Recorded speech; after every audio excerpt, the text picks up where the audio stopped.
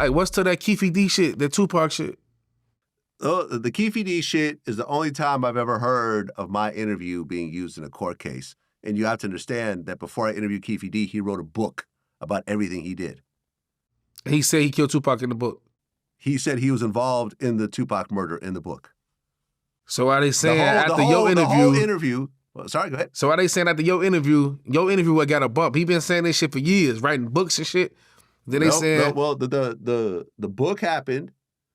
They sent me a copy of the book. I went through the book, and I said, "Are you willing to talk about what you talked about in the book?" He said yes. I did the interview, and then he did about 6, 7, 8 more interviews with other platforms, and he did another one with my platform. And then eventually, all of this got on Las Vegas PD's radar, and they decided to prosecute. That's what happened. Outside of that situation, I've never heard of any of my interviews being used in anybody's cases. What about AR-Ab? What about who? AR-Ab. AR-Ab. Ask AR-Ab. He's done interviews. He said that my interviews had nothing to do with this case. I'm about to look into that. I'm going to do my homework on that. Look into it. Please. Please do. Look into it. AR-Ab said it himself. AR-Ab had a snitch in his crew that testified against everybody. All the stuff that me and AR-Ab talked about was in the past that had nothing to do with this case. Okay. And it's true. I stand on that. Me and AR-Ab are still cool. You would think if my interviews got AR-Ab locked up, don't you think that AR-Ab would be saying something? Yeah. Right? I'll give you that. I'm going to look into it, though. I get blamed for everything, and that's cool. I understand. But ultimately, it is what it is. I was really sad when AR-Ab got what he got. Me and him were cool. And I was supporting him. And like I said, nothing I ever talked about. Same thing with Casanova 2 times. Oh, Vlad got Casanova locked up. Once again, my interview with Casanova had nothing to do with this case. He was texting and DMing people, and all of that got used in his case. All the stuff we talked about, once again, was in the past. He had already done his prison time over all those instances. But I don't know what a person does after our interview. If they decide to go do a bunch of crimes and get arrested for those crimes, I can't be held accountable for that. And I never talk about what a person's actually doing, actively while we're doing, at the time that we're doing the interviews. We always talk about past shit. You might be on to something, man. I'm gonna do my homework when I'm gonna come back up here. Please do. I'm putting it out publicly. You know what I mean? Look how confident. Listen to how confident I am right now, and I'm gonna put this out. I'm not cutting this part out of the interview. I'm gonna do my homework again and check into this shit. Yeah. But to answer your original question, am I a fan of snitching? Here's how I feel about this. I feel that if you and I are involved in a crime, and I tell on you to try to make my sentence go away, then I think that's foul. But I'm not a fan of that. It's a but. I know it's a but. If I'm sitting at home and I get a call saying that I'm charged for something that you did that I had nothing to do with, I'm not going to do jail time over that shit. That's how I feel. If I have nothing to do with it, I am not going to go and sit in prison because of someone else's situation. If someone,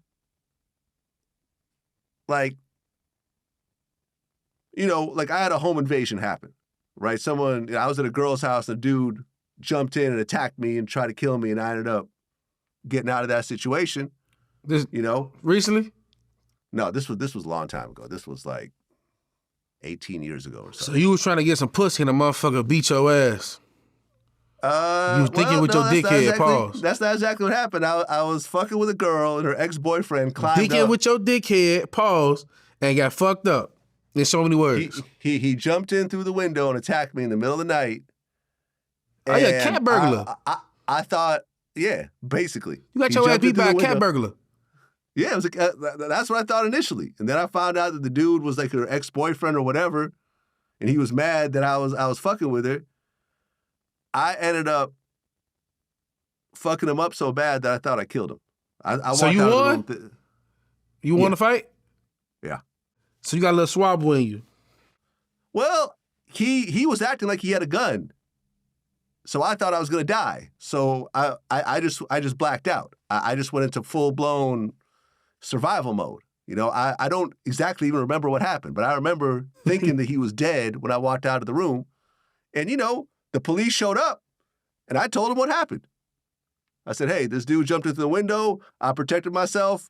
I don't know what's happening right now, but this is what happened. The girl came out. She could, you know, confirm the story with the police. Now, is that snitching? It could be to certain people. I guess I snitched to the police about the dude that attacked me, but I wasn't about to potentially catch a case somehow over some idiot that jumps in through a window. You see what I'm saying? If there was a serial killer, you know, if there was a Jeffrey Dahmer next door, I would call the police and report him. No, that's snitching, gang. But it's all snitching according to certain people, right? That's snitching, gang. Like, if you know a serial killer next door and he ain't fucking with you and you and your family, you just go ahead and get the fuck on. That ain't got nothing to do with me. Because then, look about this. You saw the damn TV show on Netflix. Yeah. Now, you tell they don't do shit. Who you think he next coming to kill and eat? Your ass. Mm-hmm. Just mind your business. Don't even tell nobody you moving. Don't even pack your shit. Just leave. Mind your business. That's all you gotta do.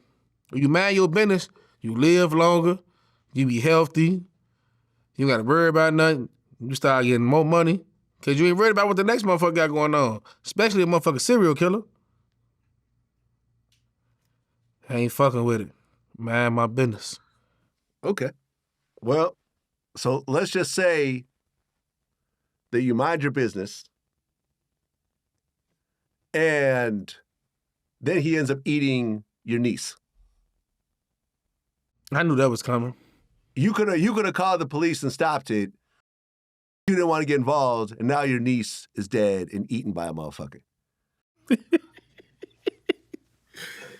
And because there's two ways you go about this. You either go, mind your business, get the fuck on. He ain't gonna get a chance to eat my niece. Because I got the fuck on. You got on, but she's still in the area. Ain't no way in hell if I know a serial killer next door. You think I'm gonna leave any of my family members or my homies around? Dude over there eating people, G. It's time to get the fuck on. Now, if they don't get the fuck on, everybody's gonna take matters to your own hands and get them out the way. But you think I'm gonna leave my peoples or anybody I care about? My motherfucking dog not even gonna stay. We getting up out of here. He over here eating them. He got motherfuckers' fingers in the crock pot.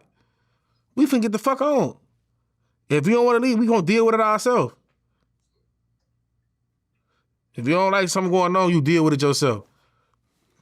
Yeah. He a serial killer, gang. You gotta think about it. You doing just... If you want to risk your own freedom to try to take the law into your own hands, and morally you may be right, but in the eyes of the law, you could go to prison over something like that. Say he tried to eat you. I'm sorry? He tried to eat me, so I killed his ass. You got proof. He got a whole elbow in the crock pot. Right. But open the crock pot. He got vegetables, carrots and shit with a whole elbow in the crock pot.